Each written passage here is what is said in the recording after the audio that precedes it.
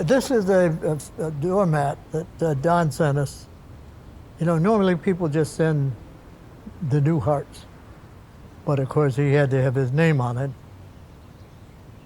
Best friends with the Rickles. Even toward the end, the last week or 10 days, it was keep my name alive. And that's what we're doing today. We're keeping his name alive. Somebody called me up and they said, look, Don Rickles is looking for a best friend.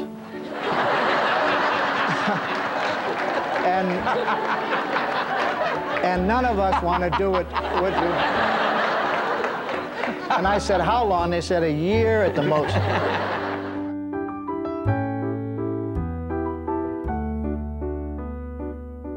That's you guys at Disneyland? Disneyland. We went to, that's I think the Matterhorn behind us. Yeah. And we were with Mickey Mouse, with our kids. Yeah. And I remember Mickey came up to Don and I and said, you know how goddamn hot it is in this suit? We gotta walk around in a goddamn suit all day long. We're going, Mickey the Kinder, Mickey. Oh, you can't believe it. Your kids grab you. You can't believe when these kids grab you.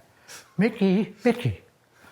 Yes. And I find this a little incongruous. Your best friend is Bob Newhart, I think another genius and one of the great comedians of all time. And I only say it's a little incongruous because your styles, you're both extremely nice, decent people in real life. Thank you. But your styles are so different. Yeah, well, yeah, Bob's a brainy kind of comedian, and I'm a kind of guy that gets laughs. And,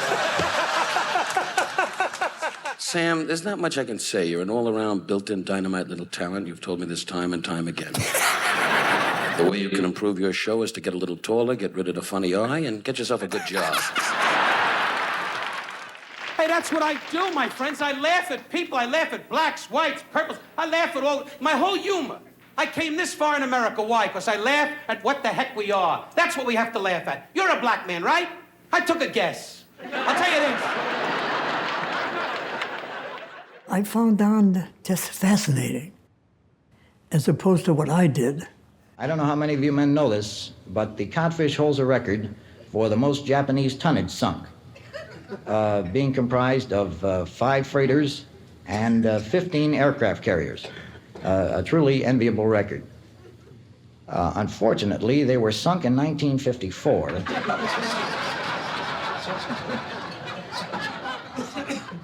However, it stands as the largest peacetime tonnage ever sunk. The first album went to #1. Then the second album went to #1. And the first album went to #2 for I'm going to say 30 weeks. And you won, like, the Grammys for the record, right? I won 3. I won Best New Artist, Album of the Year, and Spoken Word. They didn't even have a comedy category at that time. Well, this one, people wonder why I keep this. While the sound of your music has enthralled millions. So they obviously followed my career. Yeah.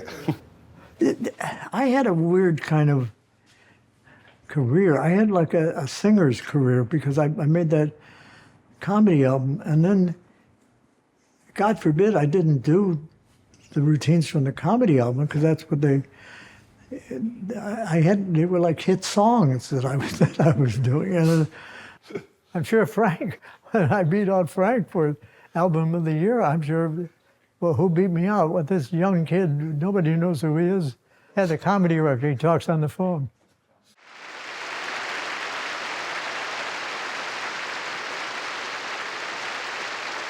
I need this, Frank. I need a shot. Do me a favor. Give me a break. I got relatives living in Jersey. Not for long.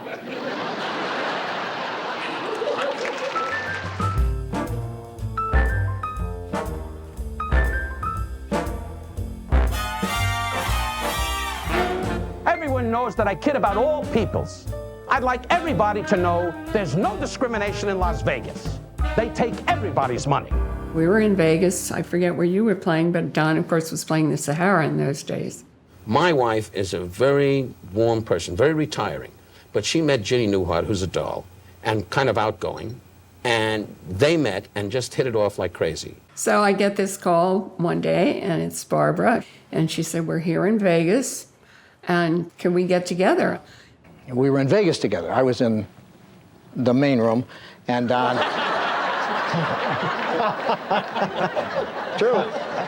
And Don was in the lounge, so Ginny called Barbara, and she said, why don't we get together with Don and Barbara? You were married, both of you, at the time? Yeah. No, we were single, working the air. All right, I just asked. And Don, at that time, was still one of the big spenders, invited us to have dinner at the cafeteria at the Sahara. We went and we met them at the coffee shop at the Sahara. And Don was a pussycat. And as we were leaving, we were going to see Don's third show in the lounge, and Ginny said to me, she said, he's such a sweet man. He's such a lovely man. I said, well, honey, it may be a little different once we get into the lounge. So we got in the lounge, sat down, and he said, I want to introduce very good friends of mine, the stammering idiot from Chicago, Bob Newhart, and his hooker wife from Bayonne. And her jaw dropped. I said, I tried to tell you. And it was love ever since. Ever since.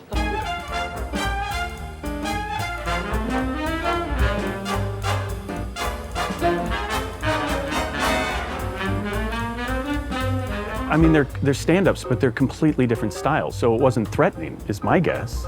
My dad was, he's a monologist. Uncle Don was just sort of stream of consciousness. My dad was never going to do his shtick, and Rickles was never going to do my dad's shtick. Considering your brand of humor, have you ever had any lawsuits? No, are you planning to make trouble? You're a Jew, you gotta be. With that nose, if you're not, you're an eagle. I'll tell you this. Would you rice? Japanese? Chinese. Chinese? Sure, since the war, they're all Chinese. If you were meeting Don for the first time, he would get something on you right away. Your beard, whatever, which prevented you from saying, hey, Baldy, hey, you're a little overweight. So now you're on the defensive. Yeah. Is this too fast, Ronnie? Anyway, he's sitting there looking at the program going, where does he say he makes fun of me? Where does it say that? It's only a joke, Mrs. Reagan. It was a badge of honor to be attacked by Don. Yeah. Did you hear what he called me? He called me a hockey puck. Isn't that great? I don't know about you in school. You went to Nebraska University, right? Yes, I did go to What school did you go to, Ed? Boston College. Who cares? He had that skill, that ability to just turn it back on. I think it was defensive. I being a frightened guy, and to this day I'm frightened when they say, I swear. Yeah. It's a fool that walks out on the stage and says, I'm there. Every night, I Don't say, believe gee, anybody. will they land? I think to be on, that's got to be terrifying. And I think they got through it together. But it's apples and oranges. What Bob does, I certainly couldn't do, and he certainly can't do what I do, although he attempts it quietly, but he can't do that. It was a wonderful treat to see Milton Berle backstage come up to me and go, hello, son, I'm Milton Berle. I love Milton. You were my idol when I was a kid. Now I'm getting shock treatments. Is he laughing? Take a look. Did you like roasting? No, it's not my nature, but yeah, I did quite a few of Dean's shows, and then I did some of the roasts. Ladies and gentlemen, the funniest psychiatrist I know, Mr. Bob Newhart. But you roasted Don. Oh, yeah. What was it like to get a chance to do what he does? Heaven.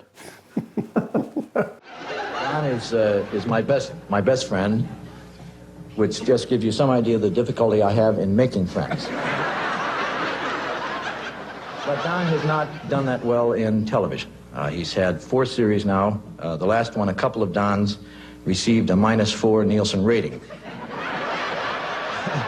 This means not only that no one watching, but several people without TV sets had heard about the show and said if they got one, they wouldn't watch it.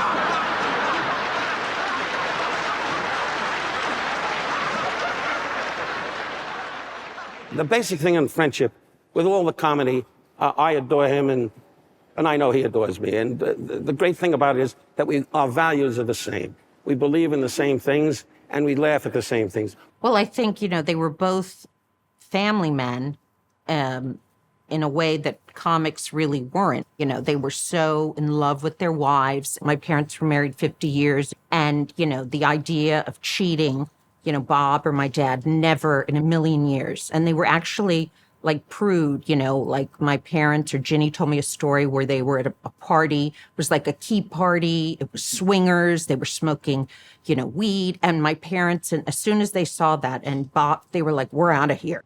I remember once they had like a dinner where it was just going to be the four of them, and Sinatra was going to join. And my dad said to whoever, did you ever think in your wildest dreams you would get to the point in your life where you would try to figure out how to not have dinner with Frank Sinatra? But that was it. They wanted, it needed to be the core, Yeah. That's what they loved. Well, we both have children, and I'm proud of them, and Bob has the same. Well, I don't want to speak for Bob, but I can say knowing his kids, because I'm Uncle Don, and vice versa, and he's Uncle Bob, and our kids are very well adjusted. But our kids grew up together. We always traveled with my dad when he went on the road, with my mother, my brother, and the same with the Newharts. I mean, they really tried to make it as normal as they could. And so that's why Larry Rickles was my best friend. It was the Rickles kids and the Newhart kids, we were just always together. Tell me about your summer plans this summer. You and Newhart going away? Yeah, we're going to go down to the beach and attack a lifeguard. On the sea of triumphs we will swing along Broadway. Everybody dance! My parents and the Newharts, they always had to be together. I was like, when I grow up, I want to have another couple when I'm married that are best friends, and we travel with them and have so much fun. Here we are. Hey. Once again, downtown L.A. All right, Bob, you get in there and let me take a picture The of you. area has to be fixed up a little bit, but we're working on it. No matter where we went, we go to Hong Kong. They'd say, oh, we have the sushi mohohoyo, and we have the wonton oko. And I said, yeah, whatever Barbara says. What are you going to have, Bob? Do you have spaghetti bolognese? The man has no idea where the hell he is. I like bolognese. He tends to exaggerate.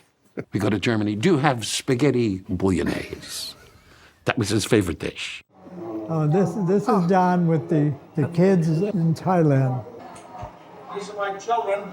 During the war, I stopped off here for about 10 minutes. This is Mom, and this is John. And I'm Eddie. Eddie. Yes, later. Later.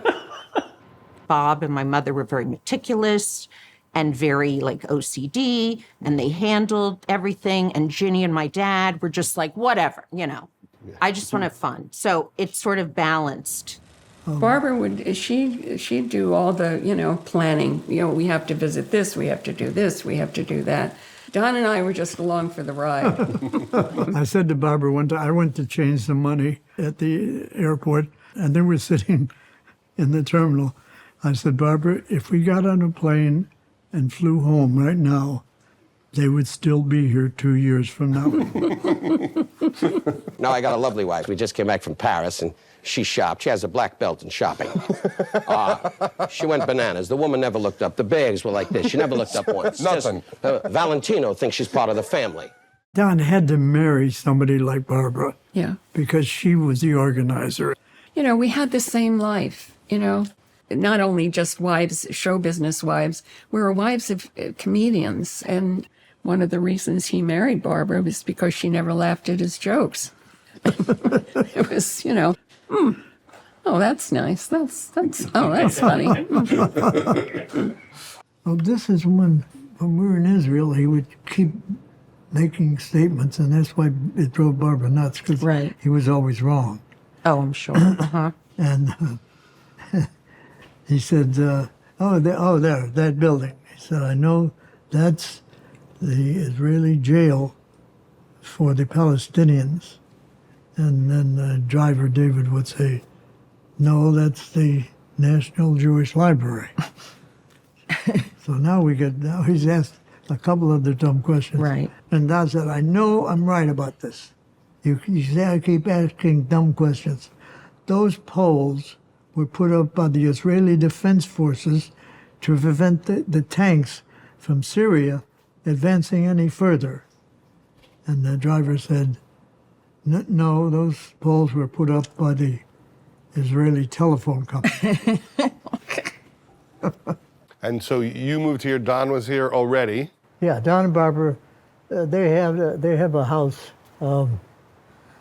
not quite as big as this. About a block and a half away. Yeah. That's a commitment. After many years, you decided you could handle that. Knowing him as I do. I mean, to wake up 8 o'clock in the morning and start the day off with being insulted, if that's your idea of a great time. Barbara's gone a year, right? Yeah. And yeah. Don's gone 3 years? Don is 3 years, yeah.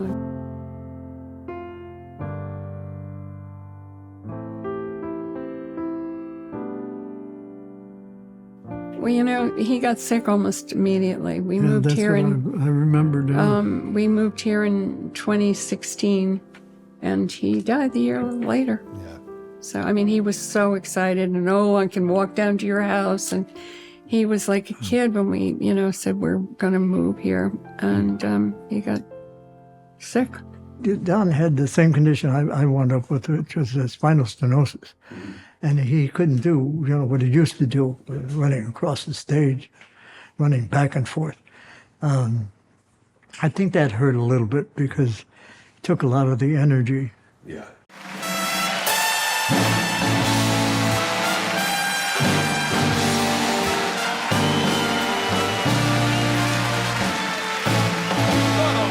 He was pretty much doing it right up until the end, except he wasn't standing up. He was in, and you missed that, that energy that was gone.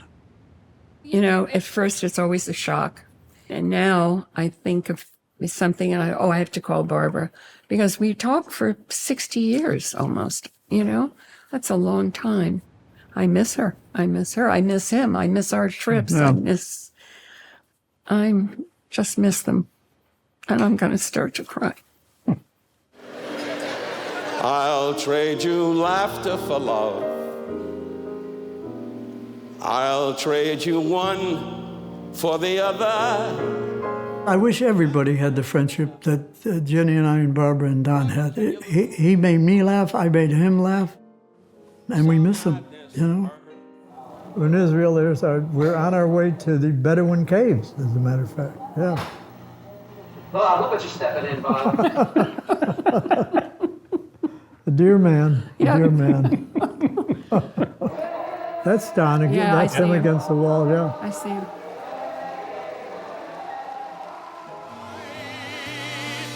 This is my life. For all of my life. And you are part of this life I live. I swear that it's true. I love to do what I do, to share this laughter I give, for just a little love from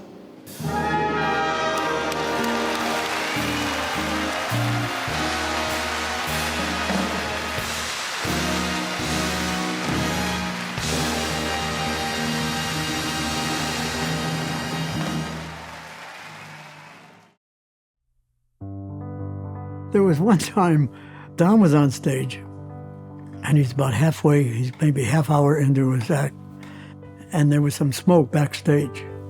And so Tony O went and notified Don, cut to the end. So he salutes Etta. He says, your mother's here up in heaven. Never forget your mother, because your mother never forgets you. Huh? Now the smoke clears. And Tony says, you know, Don, you should go back and do another half hour, 45 minutes. I said, yeah, okay. So now he does a half hour, 45 minutes. And he does this very moving salute to his dead sister. He doesn't have a dead sister. But in his mind, you've got to end your act with a dead person of some kind.